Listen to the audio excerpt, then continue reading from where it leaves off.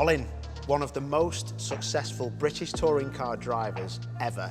Do you feel the extra pressure going into this season? Everything that's happened up until now is in the past, is in the history books. Thankfully, you know, those championships are there. I think all the drivers feel pressure. You know, it's the pressure that you put on yourself to perform and get the results. So for me, it's just another season and another chance to go out and try and win and have fun and enjoy the season. Tom, how have you prepared for this year's British Touring Car Championship? Well, this year it's obviously been a little bit different to most years. I felt really refreshed and revived before the season started, so I feel mentally I'm in a better place than ever, and my on-track performances have proven that.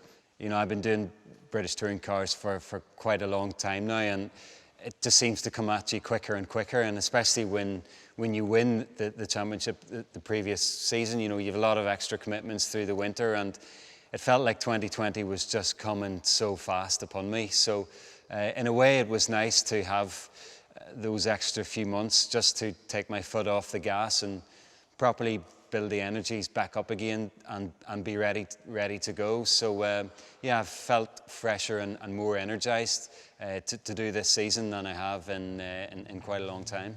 Out of the 3 British touring car races over a weekend, which one is your favourite? Because they all are a bit different on approach, aren't they? Certainly are. You know, I feel like everybody takes race 1 very, very seriously. Probably race 2. I'm warmed up by then. Race 1, yeah, can come quite early for me, but I've been quite successful this campaign in race 2s for whatever reasons. So yeah, I think just we're up to speed. The car's in the groove. We got a bit of weight out, and you know, that's the time of the day that we can push forward. Which track is your favourite and why? My favourite track in the UK is always Donington. Probably Croft. For me, it's always been Croft. I really do just love the flow of that track. It's all sort of medium speed corners. It's got quite a bit of elevation change.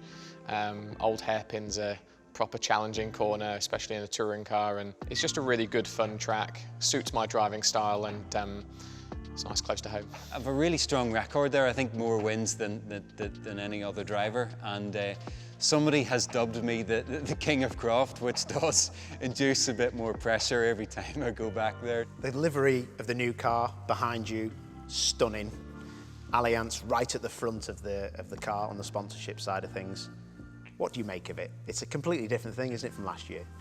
Yeah, I think it's my favourite yet. You know, obviously I've witnessed quite a few of the West Surrey Team BMW liveries, and there's been some great ones, but I think the 2020 livery is outstanding. I'm so pleased that BMW decided to make a big statement this year and change the livery from the previous years. And you know, Allianz being at the front, you know, that's the sort of focal point of a car right next to the BMW emblem. So I think the car looks mega. I turned up, I flew straight back from Australia to see the car for the very first time and take the sort of pre-race photo shoot, and yeah, blown away with it, and I think everybody else has really enjoyed seeing it on track. You know, when I first saw the designs for this, it was, yeah, straight tick in the box for me, and I think just that, you know, it looks mean on track, it looks fast. You know, I think all the sponsor branding stands out really well. What's your top 3 tips to people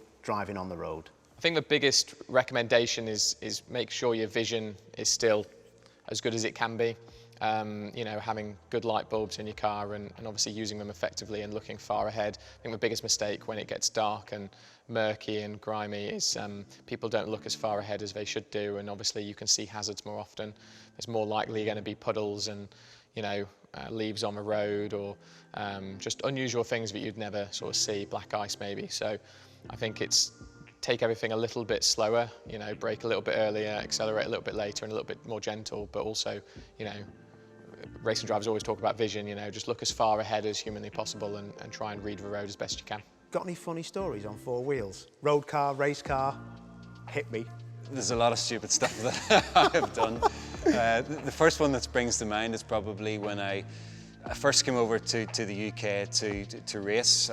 I'd only just got my driving test, and flew into an airport and hired a car on my dad's work insurance, and I was going to Donington Park, never been there before, so I typed in Donington Park to the sat-nav, but Donington Park with 2 N's.